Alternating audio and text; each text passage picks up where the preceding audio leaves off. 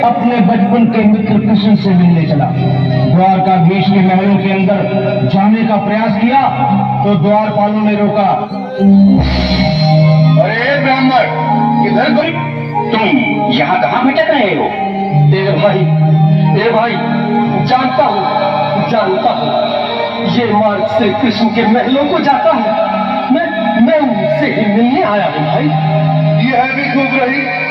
द्वारकाधीश से मिलने का यह कौन सा समय है? महाराज अभी दरबार में नहीं है। अरे पंडित जी, श्री कृष्ण अपने महल के शयन कक्ष में आराम कर रहे हैं।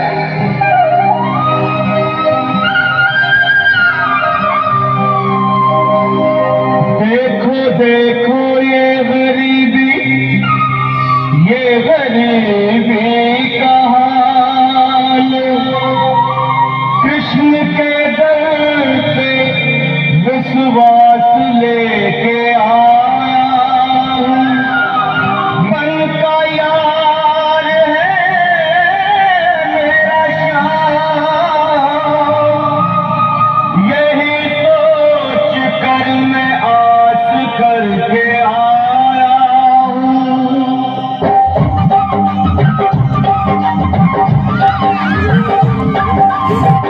अरे द्वारपालो, कन्हैया से कह दो। अरे द्वारपालो, कन्हैया से कह दो कि दर पे सुदामा तुम्हारे महल के करीब आ गया है। तुम्हारे महल में करीब आ गया है। अरे द्वारपालो, कन्हैया से कह दो कि दर पे सुदामा करीब आ गया है। दर पे सुदामा करीब आ गया है। भाई द्वारपाल, मुझ पर दया करो भाई। बस तुम जाकर कन्हैया को ये बता दो कि उनका बाल सखा सुदामा मिलने आया है। मेरे इस फटे हाल पर मत जाओ भाई, तुम बस जाकर मेरा सन क्या हंसी शक्ता करने भामी मिले हैं? तुम ठहरे ही निर्धन फटेहाल ब्राह्मण, तुम्हारे अंग अंग से गरीबी बदहाली झलक रही है। और कहा महाराज श्री कृष्ण? क्षमा करना पंडित जी, हमें अपने प्राणों से हाथ नहीं धोने जो तुम्हारा यह संदेश द्वारकाधीश तक पहुंचाए। न सर पे है पगड़ी, न तन पे है जामा, बता दो कन्हैया को नाम है सुदामा। बता दो कन्हैया को नाम है सुदामा। बता दो कन्हैया को न सर पे है पगड़ी, न तन पे है जामा, बता दो कन्हैया को नाम है सुदामा। बता दो कन्हैया को नाम है सुदामा। एक बार मोहन से जा करके कह दो, तुम एक बार मोहन से जा करके कह दो कि मिल में सदा पद नसीब आ गया है। नसीब आ गया है। अरे द्वारपालो, कन्हैया से कह दो कि दर पे सुदामा करीब आ गया है। दर पे सुदामा।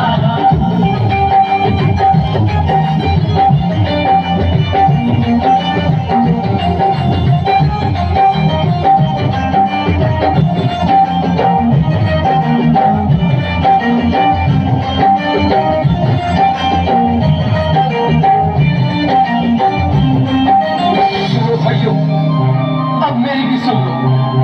जब तक मेरा संदेश उस द्वारकाधीश तक नहीं पहुंचाती, तब तक मैं यहीं बैठा, चाहे मेरे भूख प्यास से प्राण ही क्यों न चले जाए।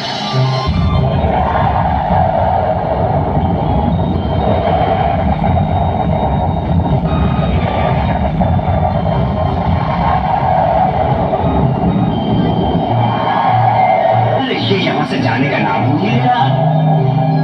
अरे देखो तो सही, इसकी देह कैसे कांप रही है, लगता है जैसे प्राण हाथों पर लगे हैं। भगवान न करे अगर ब्राह्मण ने यही प्राण त्याग दिए तो, और अगर ये सच में द्वारिकाधीश का मित्र हो तो क्या होगा भैया? सही कहते हो, अगर ब्राह्मण हत्या का पाप लग गया तो पीढ़ियां नरक भोगेंगी। अगर महाराज का मित्र हुआ तो मृत्यु दंड का भय है। अपनी आने वाली पीढ़ियों को नरक में डालने से तो ये संदेश पहुंचाना ही ज्यादा अच्छा है। क्यों ना महाराज का संदेश पहुंचा दे? ऐसे करो, तुम जाओ भैया। तुम जाओ भैया, तुम उम्र में बड़े ठहरे, मेरी बात को समझो, तुम ही जाओ। देखो भाई, मैं ठहरा बाल बच्चेदार परिवार वाला, मेरे बूढ़े माँ बाप हैं। कहो द्वारपाल, इस समय कैसे आना हुआ? महाराज क्षमा चाहता हूँ, पर कारण ही कुछ ऐसा है। द्वार पर एक ब्राह्मण स्वयं को रुक क्यों गए? आगे बोलो। द्वार पर एक गरीब ब्राह्मण स्वयं को आपका मित्र बताता है, आपसे मिलना चाहता है। अपना नाम सुदामा बताता है। सुदामा? क्या कहा? सुदामा? मेरा बाल सखा सुदामा, मेरी बचपन का मित्र सुदामा, सुदामा, मेरा मित्र सुदामा। स्वामी, स्वामी, स्वामी, स्वामी, स्वामी। सुनते ही दौड़े चले आए मोहन, लगाया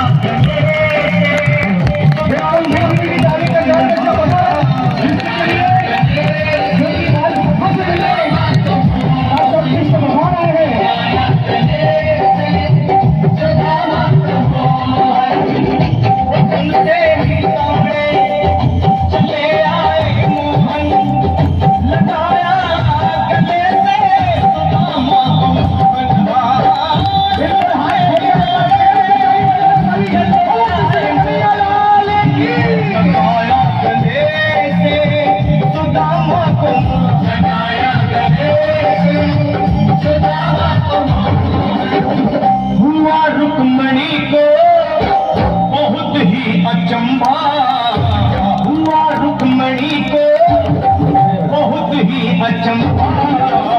ये मेहमान कैसा अजीब आ गया है,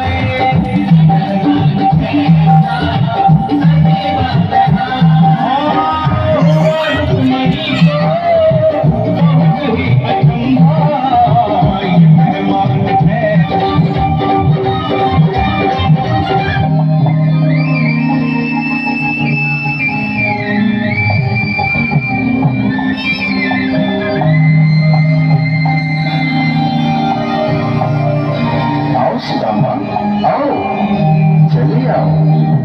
महल को अपना ही समझो। मेरे बाल सखा, शर्माना कैसा? चले आओ। रुक्मणी, रुक्मणी, मेरे मित्र के स्वागत की तैयारी करो। घबराओ मत। सुदामा, सिंहासन पर बैठो।